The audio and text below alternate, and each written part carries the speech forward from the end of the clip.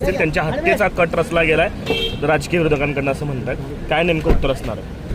नाही बाबा, पालकमंत्र्याविषयी त्यांनी म्हटलं असेल तो थोडं तिथं अशी धराधरी झाली, दखलादखली झाली. फार मोठा काही विषय नव्हता त्याच्यामध्ये. आणि पालकमंत्र्यांनी आपलं त्याच्यावरती आपलं काय म्हणतो आपण त्याला सांगण्याचा प्रयत्न केला असेल. यापेक्षा जास्त काय त्याच्यामध्ये फार महत्त्वाचं आहे. आणि इलेक्शनमध्ये होतं ते उत्साहाच्या भरात सगळे कार्यकर्ते असतात. नाही, पण पालकमंत्र्यांसारख्या मंत्र्यांनी गंभीर स्वरूपाचे आरोप केलेले आहेत. कारण त्यांच्या हत्येचा कट रचला गेलाय. धराधरी ही किरकोळ बाब आहे, मात्र हत्येचा कट रचला गेला असं मंत्री सांगतायत. एक राज्याचे जबाबदार काहीतरी गंभीर त्याच्यामध्ये असेल. नाही काय आणि त्यांचा रोज जो आहे तो माळशिरसच्या सत्ताधाऱ्यांकडे आहे. नाही, याच्याविषयी आता पालकमंत्र्यांना जास्त माहिती असेल आणि ते माहिती देतील. पण त्यांना आता माझी आमदाराला कोण आता त्याच्या हत्येचा कट रचण्या इतपत तुम्हाला वाटतं काय असं असेल? राम सातपुतेंचं असं म्हणणं आहे की हा कॉन्ट्रॅक्ट किलिंगचा प्रकार आहे आणि कार्यकर्त्यांच्या कर्वे हत्या करण्याचा प्रयत्न आहे माझा. नाही, आणि SID आणि IB ला रिपोर्ट आहे. त्यांनी जागावपणा केला. तो असा तो पिस्तूल नसतं का त्यांचं गुलालाचं, ते त्या बाबा मानेच्या तोंडावर मारण्याचा प्रयत्न केला आणि त्यांची मतमोजणी होती आणि ते हरले अशी बातमी आली.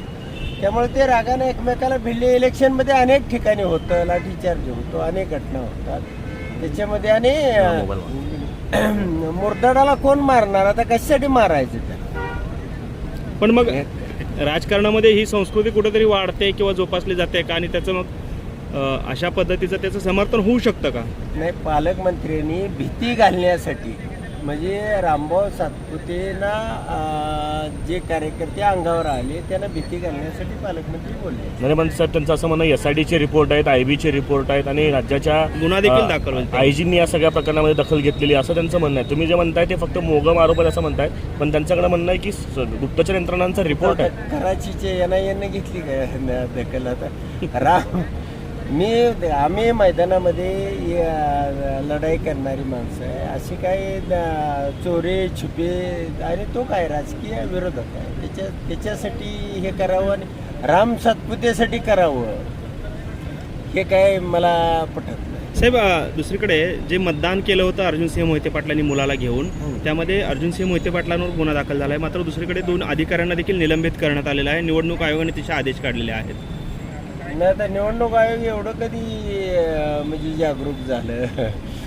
सरस त्या पासले काय ते अनगरमधलं एक गाव आहे, तिथं 96% पोलिंग केलं. तिथं काय इथे निवडणूक आयोग झोपलं ते एखाद्याला लहान मुलाला गेला असेल, समजा हट्ट करून गेला असेल, निवडणूक प्रक्रिया बघण्यासाठी गेला असेल, बटन कसे असतात हे बघण्यासाठी गेला असेल. आणि त्यांचाच मुलगा गेला होता ना, इतर कोणी नव्हते. आणि तो राजकीय लीडर आहे ना मोहिते पाटील, आणि त्यांच्याबरोबर गेला म्हणजे काय मोहिते पाटलाचं मत दुसऱ्याला मारतोय असं? स्वतःचा मुलगा होता, कसं बटन दाबलं जातं, मशीन कशी असते पाहिलं. गोपनीयतेचा भंग होतोय असं देखील त्याच्यामध्ये म्हटलं आता बापाचा मुलानं पाहिल्यानंतर गोपनीयतेचा भंग होत नाही. आणि जिथं मात्र 100% 96% मतं टाकली की तिथं गोपनीयतेचा भंग होत नाही.